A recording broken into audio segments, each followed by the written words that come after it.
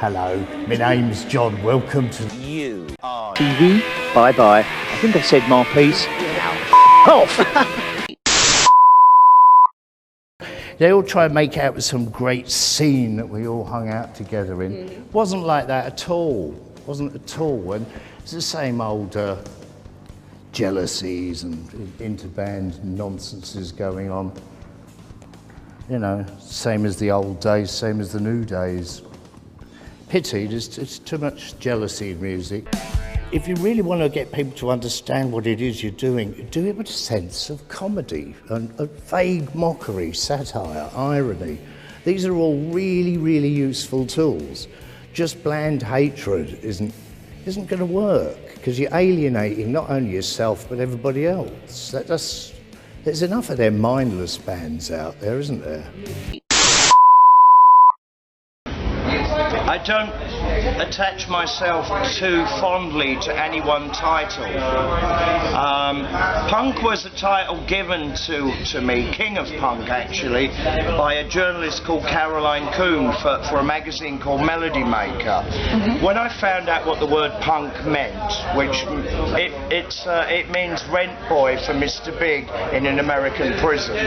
Well, I'm Johnny Rotten, I don't take it up the arse for no one. Trouble with the moniker punk is too many people get stuck in that original first year and think that you have to dress and look like everyone did at that precise moment. And the truth being, nobody dressed like that in 78. They just didn't. They came later. And so the commercialisation mugged the whole thing out of reality. Punk was always a very mixed crowd. The idea was to break down all social barriers.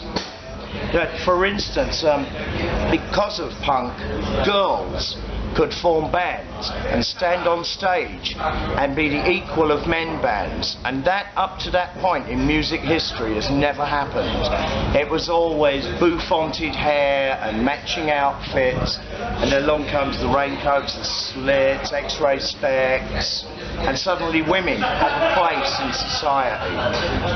That's what we were doing, all right? And we were a fine, excellent mix of all classes, all creeds, all religions, all colours, everything. So anyone who tells you what a punk outfit is getting it wrong, and they're limiting your outlook. And so the word punk can be a problem, but it can also be a joy to behold. It's a difficult one to understand, but don't ever get caught up in the categories. When you think originally and think outside the box, you'll find a great deal of contempt from that industry. Yet they don't mind signing up imitations of you. It's all about control, and with me, you cannot control me. It is not possible. I do not accept rules when they're for fools and by fools. I'm a free-spirited thinker. If you want to understand the way I write songs, it's from the heart and the soul. I really mean what I'm saying. It's a life's experience of my friends, my family, my culture, my world, my planet, my universe. And to do that accurately, I cannot be allowing anyone to dictate. Otherwise, this wouldn't be true work. Yeah, if you're expecting me to still be as I was in 1970, well, that would be idiotic. That would mean that as a human being, I haven't learned to progress. The very spirit and identity of punk was to do it for yourself, to think outside the box, and to not be a cliche.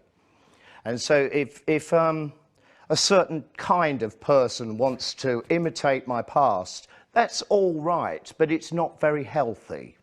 You have to learn to advance your thoughts. And the entire lesson you will ever get from me is to be an individual. Do not try to dress like me. Do not try to be me, because you are not me. Listen, I think outside the box. I don't follow no fashion regime or trend. I wear whatever I like. And that can be a completely different style from one minute to the next. Clothes to me are complete fun. And they're a fantasy, really. And it's a fantasy that should be explored very open-mindedly. If you accept the identity of a uniform, You're a slave to the system.